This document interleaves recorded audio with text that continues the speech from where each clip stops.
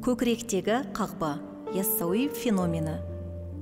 Яссы шақырының бір байы жарты малын шығындап, Меккеде қажылық парызын өтеп келген еді. Келесі жылы тағы да қажылыққа баруды ойға алды.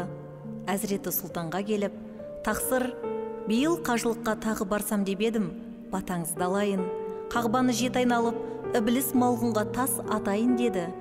Қожа Ахмет, батамды бердім, барсаң жолың болсын, Қызыр ата жолдасың болсын. Сөз жоқ, қағбаға зиярат ету парыз. Қанша барсаң сонша сауап. Бірақ бір нәрсені қаперде ұста. Меккедегі қағбадан бөлек тағы бір қағба бар. Ол да назарыңнан тыс қалмасын деді. Ол не қағба? Бұрын неге естімедік деп бай таң қалды. Ол жүрек.